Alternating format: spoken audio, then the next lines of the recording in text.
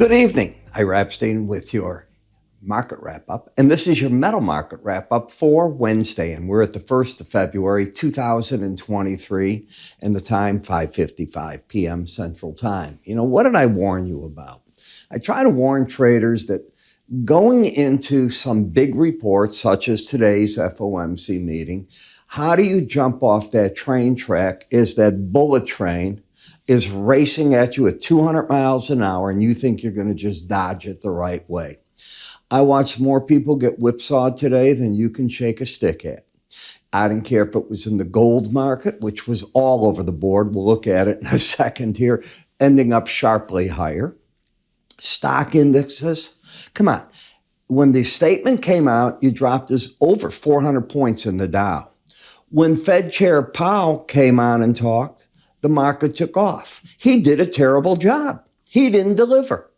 His speeches, his answers, he needed to be more hawkish. Instead, he was dovish as can be. And the swaps market, and I write about it tonight, what it did, it punished him in a big way. I mean, the swaps, if you're looking at them, they think by the end of the year, you'll be dropping back a quarter or half a point in rates. So he did not convince anybody with what he had done.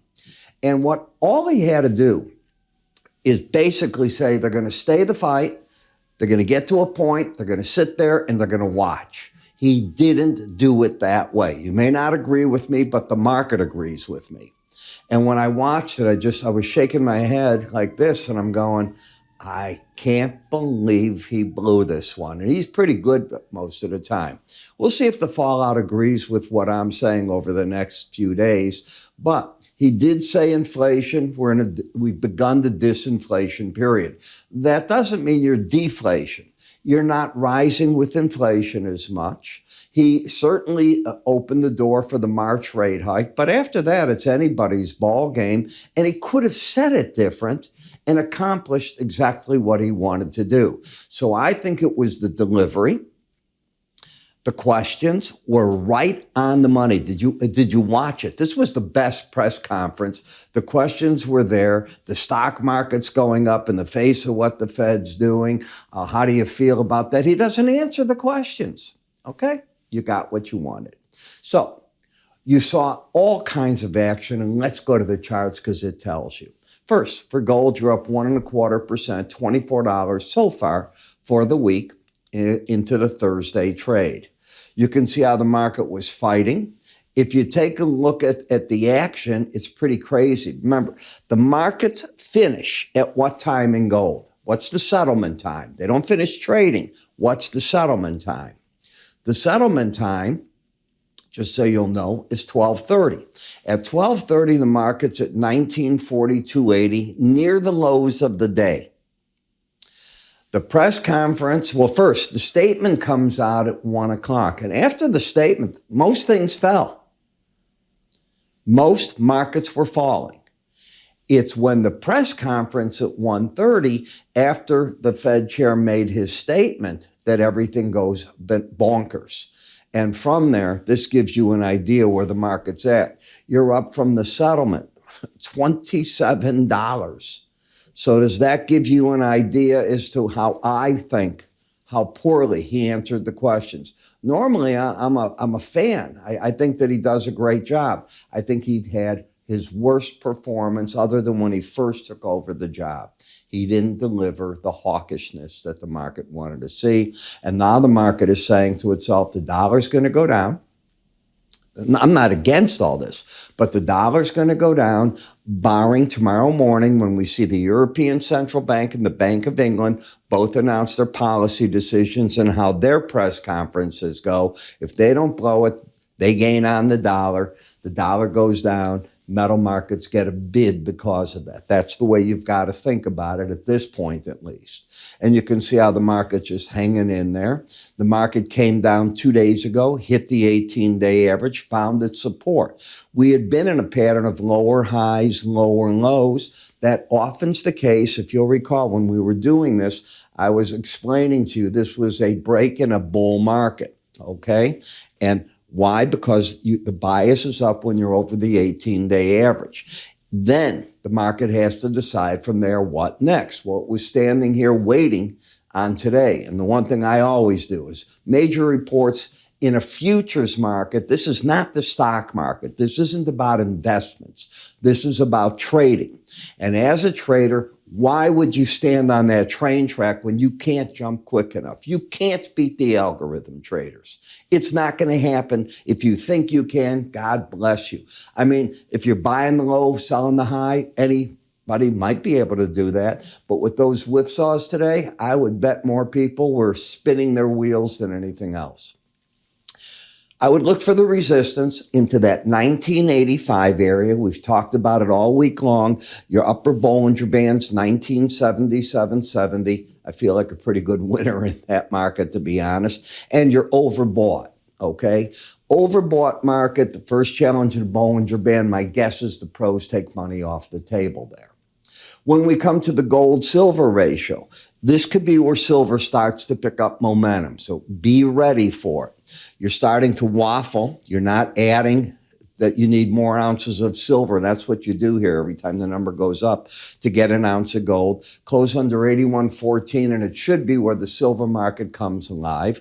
Notice how the silver, and as I kept these Bollinger Bands for you, and I said, this is where traders whip themselves up. I used to be one of them. I'd be putting out the trade rec saying, it's going to break out to the upside, the downside. I gave up on that years ago. You know why? I wasn't doing it the job. When you see this, you let the market spin its wheel. It's going to create a big move up or down. I'd rather chase it. I don't want to be the lead guy. It's rare that you are. In the copper market, this is going to rely on China. This isn't going to be about the U.S. dollar. This market's going to be on China. Is China going to see the growth? Are we going to start seeing bidding for the copper? Is there too much copper over the period while COVID? You remember, they don't tell us how bad the COVID cases are from the lunar holiday. If they're bad and if the plants aren't operating full swing, we'll find out. Right now, what's happening is you're bringing in the top and the bottom Bollinger Bands. Do you see them both? How they're narrowing into price? What that does is it compresses the volatility, and from there, you're going to get your big move. Where do I think we're going? I'm going to repeat. I have a 5 number in mind. Yep, over $5 is where I think this market heads. Platinum not there yet. Still in a bearish mode.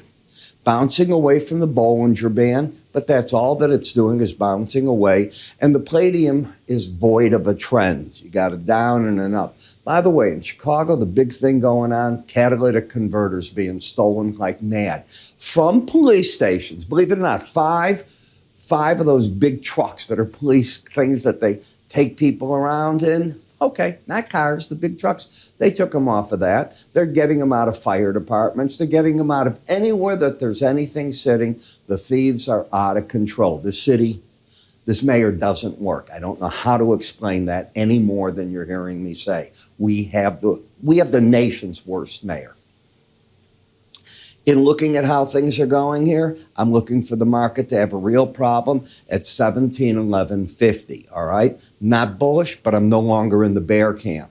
And in the dollar index, come on, this was a bear market rally that culminated, as I teach in my charting course, went up to the 18-day average and fell back to the Bollinger Band. And this is where I think today, pros took money off the table, you're oversold, let the market restructure. And then you start coming back at it and you start challenging the market at that point. And that's where I want you to join me. I explain this in such detail in the mornings. You join in, and what we're doing is I'm creating a video and I'm taking you through 40 charts at a time, looking for reasons to, number one, put out trades. Why? Where's the risk? Why? Why are you putting that risk at that point? Why are you entering at this point? I explain it in great detail because we're looking at the chart. You're learning, you're getting a trade idea.